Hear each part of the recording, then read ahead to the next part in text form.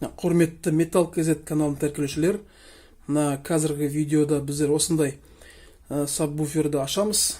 Ал енді ол бұзылып жатқан сабвуфер гаражда тұрған уже неше жылдан бері, ода маған жасамайды деп әкеліп берді. Сол жаңағы обогревательден кейін сразу мен тоқтамастан міне екінші видео жасайын деп едім. Себебі мен үлгермеймін, ато таңертең жұмысқа кетем, кешке келем, мінекей уже тас қараңғы болады. Мындай светильник жағамыз да, мінекей отырамыз. Вот, сондықтан уақыт бар кезде сол уақытты жоғалтпаймыншы деп екінші видеоны сразу істеп тастайын деп ниетім ғой. Ал бастайық. Міне мынау енді мынау жасамайтын колонкалар. Талқан шығып отыр, міне жыртық қағазы. Так, мынау да сондай.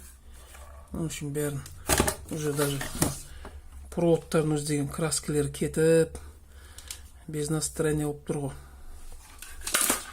Ладно, оны істеймізде. Оның екінші жағылай болады екен.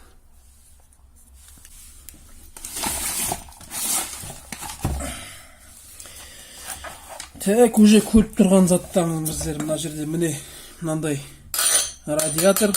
Ол яғни алюминиевый болады ол. Так, іштерінде енді ондай көп зат болмайды ол негізі сабвуфердің. Так, сабвуфердің маған керегі жоқ. Так что мен оны мынау тем более жарып отқан жыртық колонкалар, жасамайтын сынық. Мен оларды аямай разборкаға жіберемін. Ешқандай аямайын мен оны. Краскілер кетіп отыр. До того сарайда жатпаған ғой.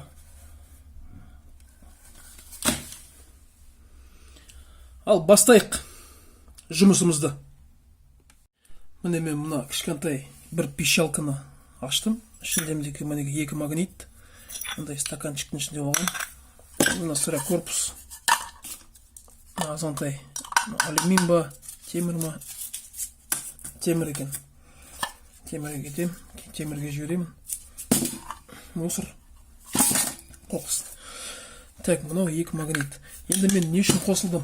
Мен мынаны көрсетіп өтейін деп едім. Қалай ашады екен мына. Қазір мен көрсетейін. Біріншіден мына жерде мына құйрықты алып тастаймыз бүйтіп. Так. Сосын арада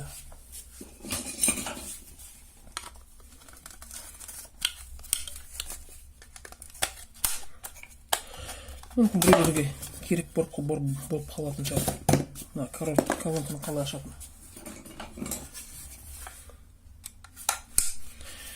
Да, дала қараңғы түсіп жатыр.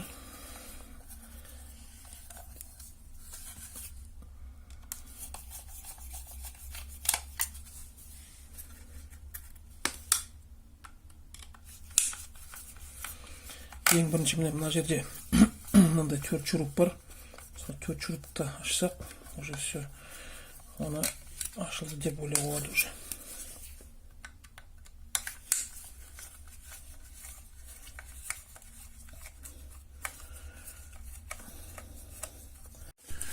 Міне мынаны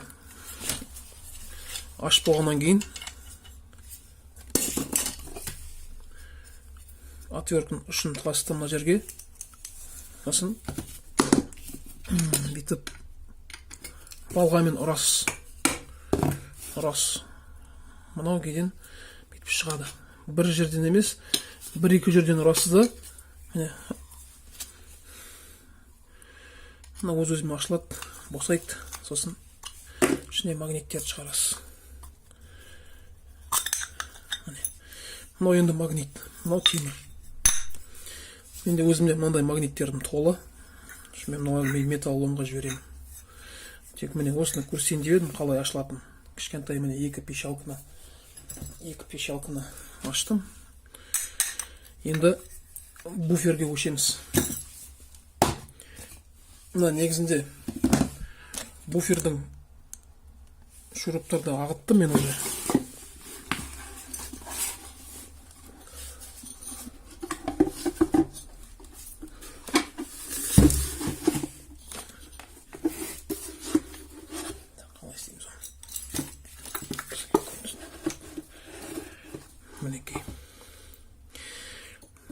шуруптар болды, ақтым. Енді бірден ұстап тұрған.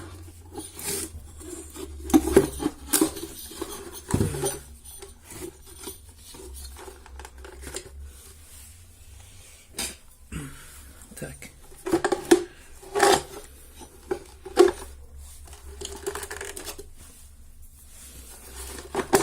Ақтыңыз ба?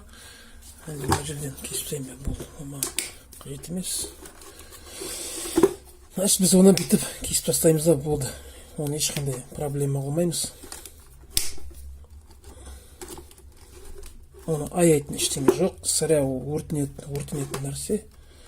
Сымдарды біз өркенен өртейміз бұйырса. Негізінде мына буфердің маған қажет жоқ. Мұнда біреудің заты бұзылған дейді, неше жылдан бері тұрған дейді. Гаражда ма, сарайда ма. Міне буфердің іші мынандай болады.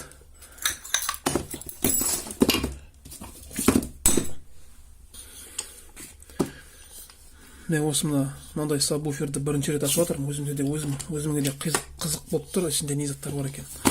Так, штативті түсірейік кішкене. Вот так вот. Міне осылай қылып. Мынандай трансформатор.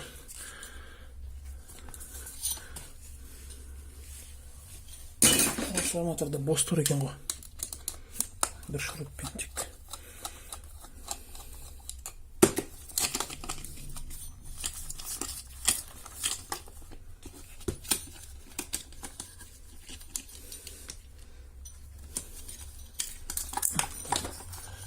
Ашылды.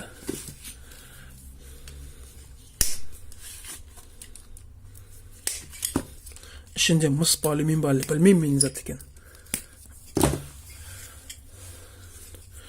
Бір үмітте болаңыз, мыс екен деп.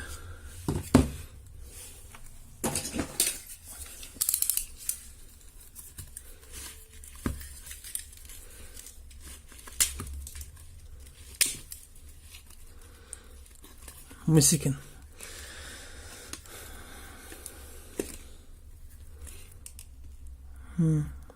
Қызарып тұр. Мыстар екен. Бірақ мынау не болып тұр ондай?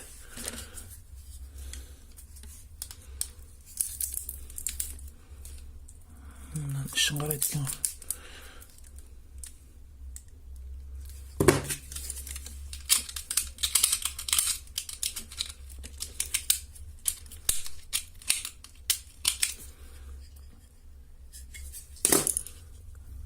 Мына дала деген қараңғы болып тұр. Мен мына кәдімгі светильник қосып отырмын. Или балконда отыр едім ғой. Что-то дұрыс көрінбей тұр.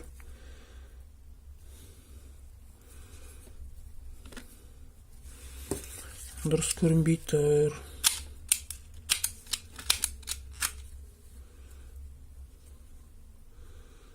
Алюминий екен ғой. Салмағы да жоқ екен.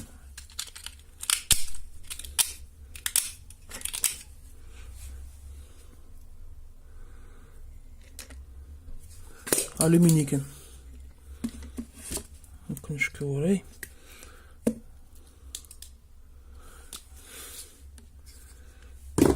Так. Ал, біздер ары қарай көрейік.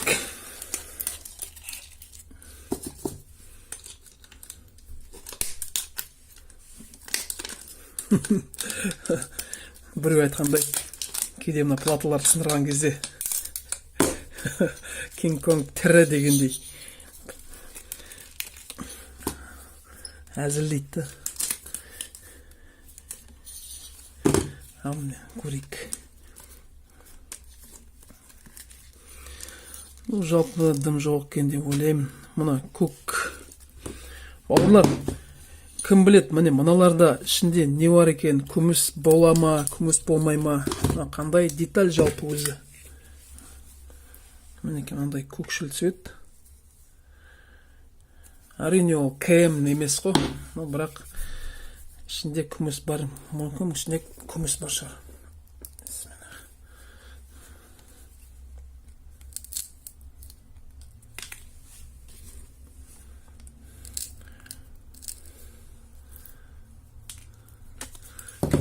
жоқ екен.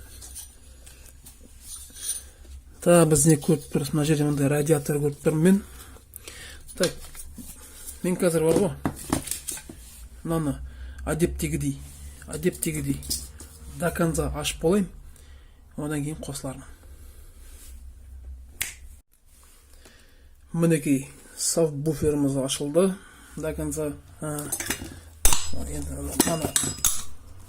мына алдыңғы екі колонка кішкентай. Платаның үстінде ештеңе жоқ екен. Дым жоқ іште. Мына микросхемаларды мен қысқашпен сындырып қарадым. Ішінде дым жоқ. Мусорға кететін зат нәрсе. Мынандай азғантай алюмин шықты. Алюминге кетеді. Мынандай темір. Сырянықта шуруптары жатыр. Платаның тағы бір бөлшегі. Дым жоқ. Так, мына енді жаңа транзисторлар, мінекей. Транзисторлар біздер сындырсақ, ішінде обязательно міндетті түрде мындай мыс болады ол.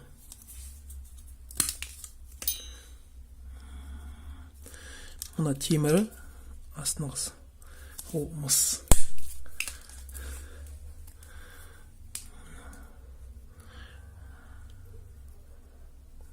Мына астыңғысы ол мыс.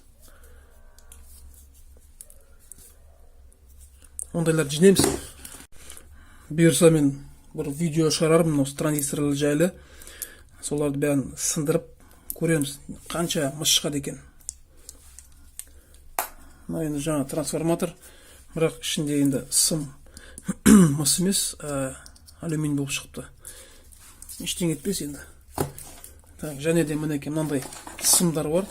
Оны біз түгел өртейміз. Кейінірек көбірек жиналған кезде. Және де мінекей мына жерде сабвуферде регулятор громкость шығаратын баса, низа дегендей. Соны бәрін біз аштым, бірақ ішінде дым жоқ екен. Дым жоқ екен ішінде. То ли нержавейка ма бірдеңе. Мына кнопкада күміс болып қалуы мүмкін енді. Бірақ білмеймін, оны аламын ба, алмайым ба.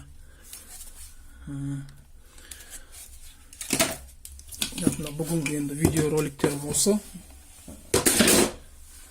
Сабвуферді полный аштық. Динамик тоже металлонға жіберем. Бізге қажет жоқ. Осындай видео. Видео ұнаса лайк басамыз, ұнамаса дизлайк. Міндетті түрде комментарий жазамыз. Сау болыңыздар.